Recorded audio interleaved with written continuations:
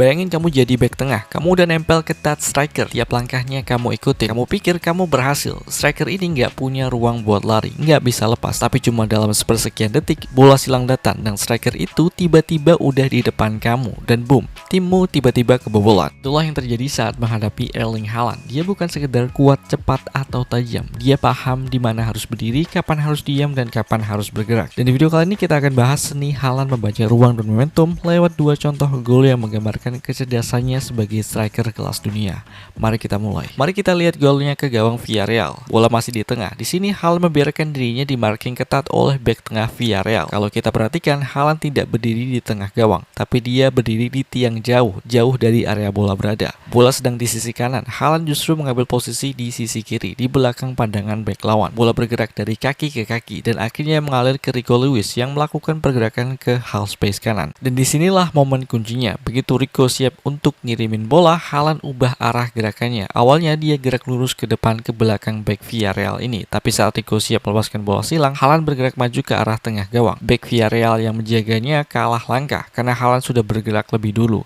Cara pemain Villarreal bertahan ini adalah dengan cara ngikutin Haaland secara ketat. Di situ bek tengah ini juga bisa ngikutin sebenarnya, tapi karena Haaland gerak lebih dulu, dialah yang punya akses lebih cepat untuk menyambar bola. Di sini Haaland menghadapi bek tengah dengan tipe mengawal ketat, terus ngikutin. Bek tengahnya ini terus nyolek-nyolek Haaland. Tapi bagaimana bisa Haaland berhasil lepas dari kawalnya dan tetap cetak gol? Jawabannya karena Haaland paham di mana, kemana, dan kapan harus bergerak. Mari kita bahas satu persatu. Pertama, di mana harus memposisikan diri. Ketika bola berada di satu sisi, Haaland memposisikan dirinya di tiang jauh, area berlawanan dari bola. Kenapa?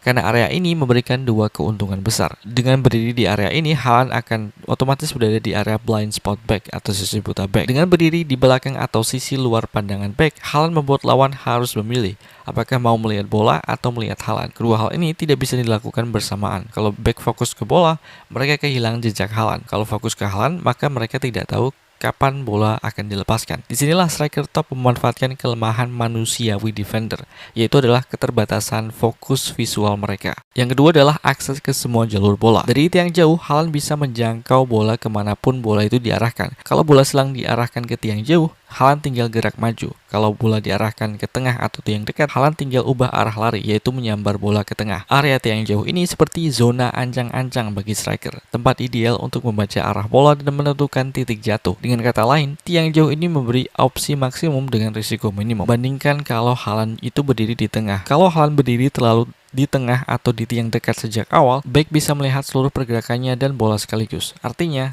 ancamannya atau momentumnya untuk memberikan efek kejutan itu hilang. Yang kedua, kapan dan kemana harus bergerak. Haaland nggak bergerak sepanjang waktu, justru sebaliknya, dia sabar. Ketika rekannya belum menunjukkan tanda-tanda untuk kirim bola, Haaland diam dan membiarkan dirinya dikawal. Dia membiarkan bek lawan menempelnya, mencoleknya, mengawal ketat. Dia memberi ilusi aman bagi bek lawan.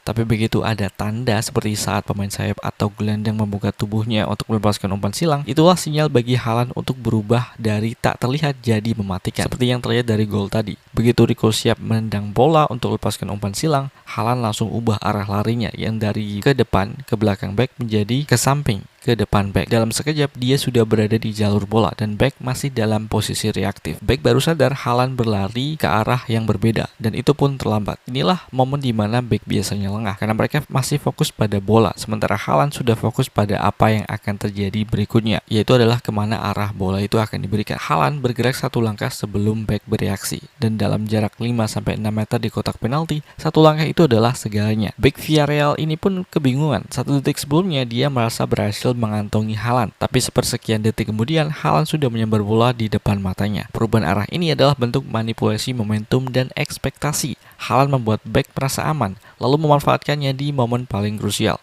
yaitu tepat ketika bola silang dilepaskan. Jadi dalam duel silang, striker selalu punya keunggulan momentum. Kenapa? Karena defender harus membagi fokus antara dua hal, melihat bola atau ngawasi striker.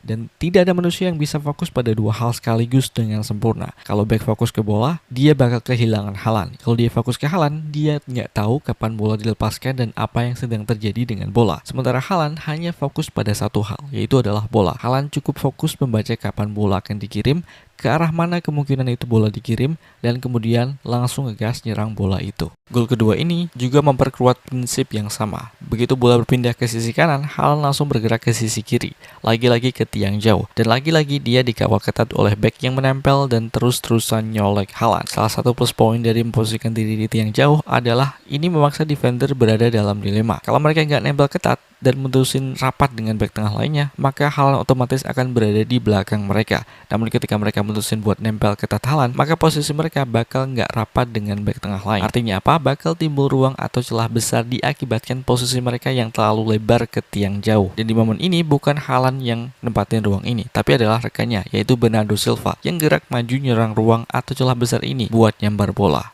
Di gol ini, posisi Haaland di tiang jauh itu menciptakan efek taktis, yaitu adalah membuka ruang bagi rekan satu tim. Inilah yang disebut off-ball gravity. Dia tarik pergerakan tanpa bola. Kadang striker tidak harus menyentuh bola untuk menciptakan gol. Cukup menarik perhatian back ke satu arah dan ruang pun terbuka di arah lain.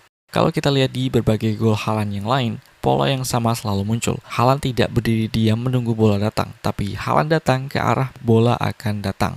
Saat bola silang dilepaskan, bola bisa ke tiang dekat, tengah, atau tiang jauh. Dan dengan memulai dari tiang jauh, Haaland bisa menjangkau semua kemungkinan itu. Kuncinya adalah antisipasi, bukan menjadi striker pasif yang berharap bola tepat ke arahnya, tapi menjadi striker aktif, yaitu striker yang membaca kapan dan kemana bola akan dikirim. Musim 22-23 adalah musim paling produktif Haaland. 36 gol dalam 35 pertandingan Premier League. Dan kalau kita lihat dari banyak golnya, polanya serupa. Dan banyak umpan-umpan itu dikirim oleh Kevin De Bruyne. Dan Haaland selalu siap untuk menyambar umpan-umpan itu. Ada 3 prinsip sederhana tapi krusial yang bisa dipelajari dari Haaland. 3 hal ini yang bikin dia selalu tampak selangkah lebih dulu daripada lawannya. Bukan karena sprintnya, tapi karena bagaimana dia itu bisa mengantisipasi kemana arah bola lebih cepat daripada lawannya. Pertama, jangan terburu-buru masuk ke ruang. Banyak striker punya kebiasaan, begitu bola bergerak ke sisi lapangan, mereka langsung lari ke depan gawang. Masalahnya kalau striker masuk terlalu cepat, ruang itu justru hilang sebelum bola datang. Haaland justru melakukan sebaliknya.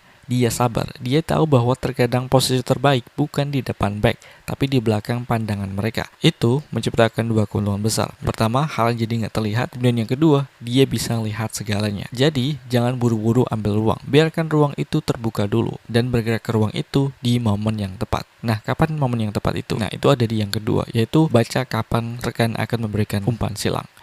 Perhatikan pola pergerakan Haaland, dia nggak asal lari, setiap langkahnya selalu menunggu satu hal sederhana, yaitu bahasa tubuh rekannya. Ketika pemain sayap atau gelandang mulai membuka tubuhnya untuk melepaskan umpan silang, itu adalah sinyal bahwa bola silang itu akan segera dikirim, dan Haaland langsung aktif secara mental. Inilah bentuk komunikasi tak kasat mata antar pemain top. Mereka tak saling berbicara, tapi mereka berbicara lewat bahasa tubuh. Dengan membaca bahasa tubuh rekan, Haaland bakal tahu kapan bola akan dilepaskan, kemana kira-kira arahnya, dan kemana dia harus lari untuk jadi orang pertama yang nyambar bola tersebut. Yang ketiga, datangi bola, bukan tunggu bola. Inilah perbedaan antara striker pasif dan juga striker aktif. Striker pasif berdiri nunggu bola datang ke arahnya, tapi striker aktif seperti Haaland mendatangi bola. Ketika bola silang dilepaskan, arah bola bisa sedikit meleset. Mungkin bisa terlalu jauh, terlalu dekat, terlalu datar, atau terlalu tinggi.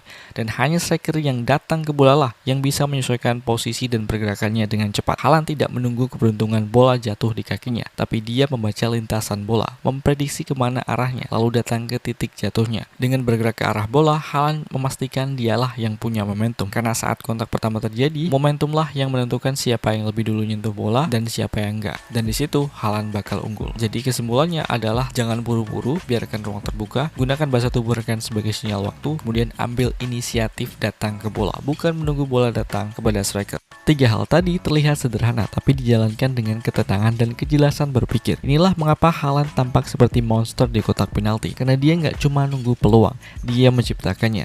Jadi ketika kita lihat Haaland mencetak gol mudah seperti dari jarak 2 meter, itu bukan kebetulan, itu hasil dari puluhan keputusan kecil dalam sepersekian detik. Haaland tahu kapan harus jadi berbahaya dan kapan harus jadi tidak berbahaya. Dia tahu di mana back tidak bisa melihatnya, dan dia tahu kapan back akan kehilangan fokus. Haaland juga tahu di dunia sepak bola, gol itu bukan dimenangkan oleh kaki tercepat, tapi oleh pemain dengan antisipasi yang paling cepat dengan antisipasi yang tepat. Thanks for watching and see you in the next one.